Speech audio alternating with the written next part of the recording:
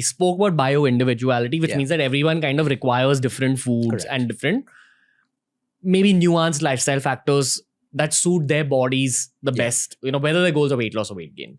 But if I had to kind of bracket out a Luke Coutinho diet in terms of just some things that should be going into every single human body, irrespective of race, sex, creed, etc., just all the variables in humanity, what are those common kind of food items or habits? And I'd love for you to give me this in a diet form so that people understand very easily. Like right from the time you wake up to the time you sleep, what are some general essentials? And you could even say, okay, protein portion or carb portion. Okay. So I'm not going to use the word diet because I call it an ecosystem of food. Sure. Because if I'm fasting, I'm starting my day at 12 o'clock. I missed my breakfast. The point is, in a day, the way we want to look at it is, what does the human body need to survive and thrive?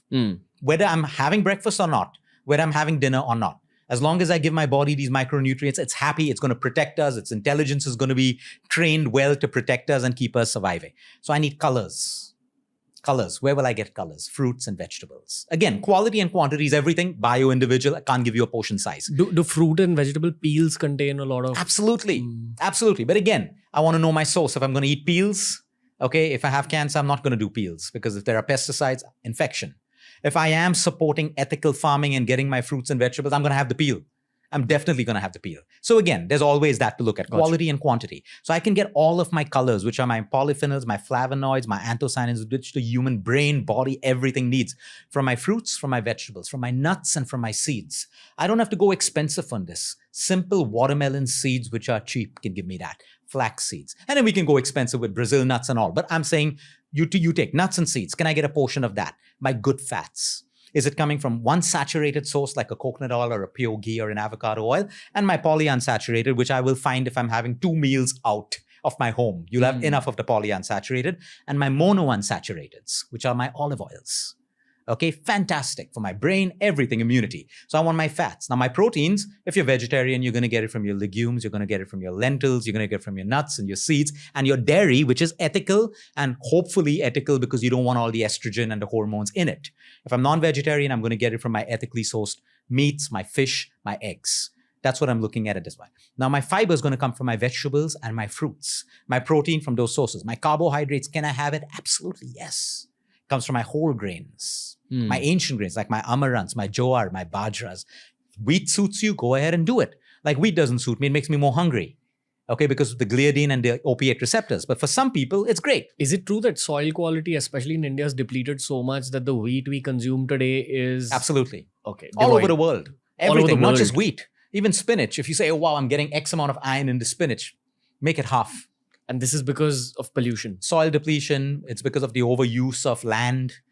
Okay, use of fertilizers, growing crops which only produce money. You don't have biodiversity amongst crops growing and stuff. All of that has, but it's changing.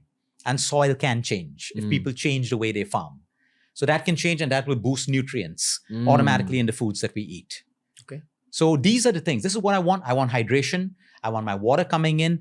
If sugar's coming in, again, it's got to be in small quantities. I can't have a sedentary lifestyle and have too much of sugar. I'm not burning it. If I want a cup of chai with a teaspoon of sugar, I'm an active person. I'm going to burn that teaspoon of sugar in 10 minutes. But if I'm a sedentary person, even that 1 teaspoon of sugar can cause problems. So when I look at food, I want to look at diversity and especially the country that you live in. Yeah. What does India grow?